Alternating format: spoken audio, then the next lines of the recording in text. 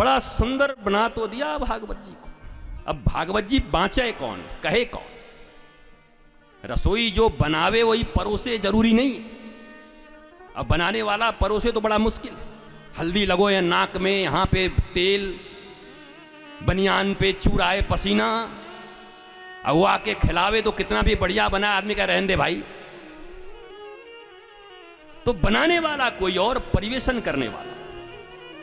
अब व्यास जी को चिंता हुई, बंद हो गया, परोसेगा कौन? तो उन्होंने 2 श्लोक सिखा के छोड़ दिए अपने शिष्यों को, गाते रहना, और जिस दिन कोई इसे सुन करके मेरे पास आने के लिए कहे, मैं समझ जाऊंगा वही इसका अधिकारी है। अब महाराज 16 वर्ष के हमारे सुखदेव जी जो घर से भाग गए हैं, ब्रह्म स्थिति में बैठे हुए हैं, ध्यान कर रहे हैं, गैया चराते हुए इनके 2 लोग गए और जा करके एक मंत्र का उन्होंने उच्चारण कर दिया। बरहा पीड़म नटवर बपुः कर्णयो कर्णिकारम बिप्रदवासः कनकपिशं वैजयन्तीं च मालां रंध्रान वेणुरधर सुधया पूरयन गोपवृन्दैर् वृंदारण्यम स्वपदरमणम प्राविशद गीत कीर्ति। बरह्य आपीड़, जिनके मुकुट में मोर लगा। मोर मुकुट क्यों लगाते? मयूर के विषय में कहा जाता है कि उसमें काम नहीं होता। वो जब नाचता है और उसके पसीने गिरते हैं तो उसी से मोरनी गर्भिणी होती है। भगवान कहते हैं जिसके भीतर कामना नहीं हो वो मेरे चरणों में नहीं, मेरे मस्तक पे होगा, मैं तो उसे अपने मस्तक पे सजाऊंगा। बरहा पीड़म नटवर बपु। एक आदमी आए और आकर डगडुगी बजा करके अगर गांव में कुछ दिखाने के लिए, तो सब दौड़ पड़ते हैं। 80 साल के बूढ़े भी निकलते हैं, हम भी थोड़ा देख ले। गांव में जो होता था, नटवर, नट भी हैं और वर भी। नट का अर्थ होता है नाचने वाला। नट एक से एक खेल दिखाते हैं राजस्थान में, पतली रस्सी पे चल जाए। वर माने श्रेष्ठ। नट तो हैं पर दुनिया के सबसे श्रेष्ठ नट है, जो दुनिया के लिए नाचते भी हैं और दुनिया को अपने इशारे पे नचाते भी हैं। ऐसा नटवर बपू कर्णयो कर्णिकारम। कानों में कनेर के फूल हैं, पुष्प हैं। ठाकुर जी चले आते हैं गैया चरा करके और ऐसे करके झटका मारते हैं कानों के फूल को। वो बाएं हाथ से उछला फूल कनेर का और फिर ऐसे दाहिना कान करते हैं तो यहां आके फूल गिरता है। कैसे नट है हमारे ठाकुर जी, श्रेष्ठ नटवर। कर्णयो कर्णिकारम बिभ्रदवासः कनकपशम। काले काले बादलों के बीच जब कभी बिजली चमकती है, कभी आपने देखा है? तो ठाकुर जी हमारे कैसे हैं? श्याम। ठाकुर जी काले नहीं हैं। ठाकुर जी जब जिस मेघ में जल भरा होता है ना, नील वर्णा।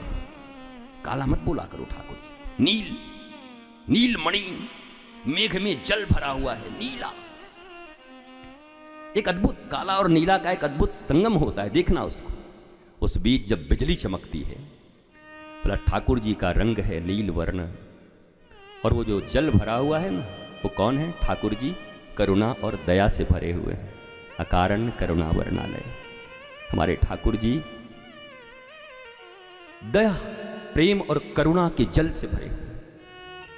पीतांबर लगाया है तो जैसे बादलों में बिजली चमकती है, ठाकुर जी की सुंदरता वैसी लग रही है जैसे बादल के बीच बिजली चमक रही हो। सुंदर सुंदर ठाकुर जी और पीला पीतांबर। कर्णयो कर्णिकारम बिभ्रदवासः कनकपशम वैजयंतीं च मालाम। वैजयंती माला उनके गलों में।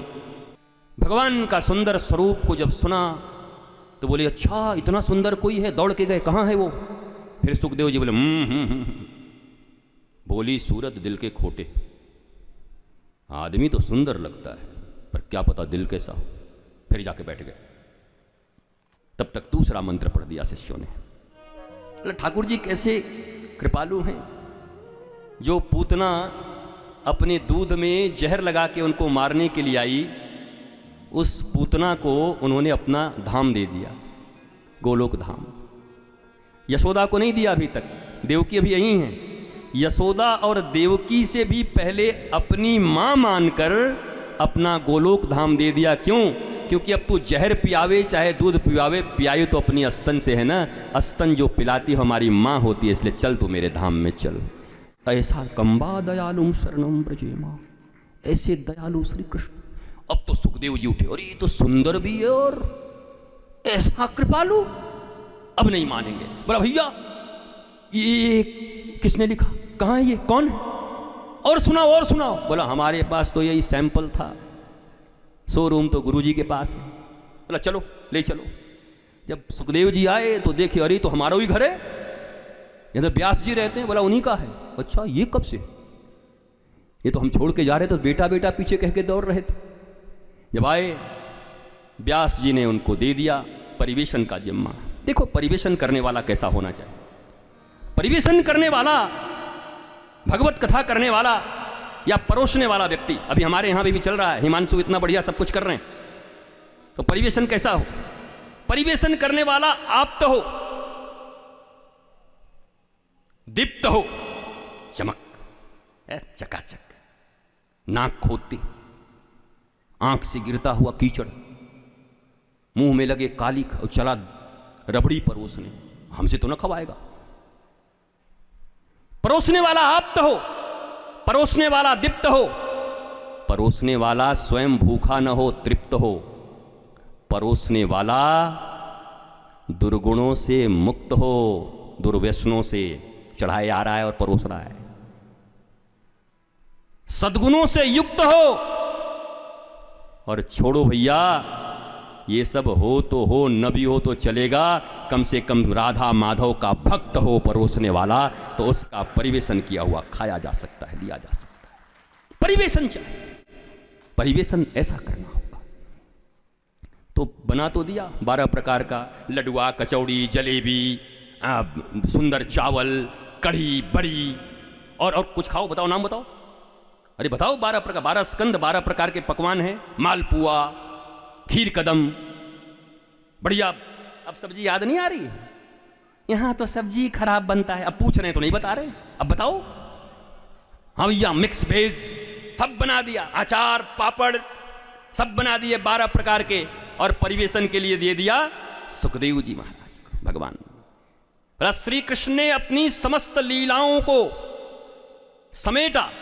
समस्त लीला के सेठ जी हैं, कृष्ण जी ने लीला किया तो सेठ जी हैं, और सारी लीला के जो भी पूंजी है उसको रखने वाली सेठानी हमारी राधा रानी।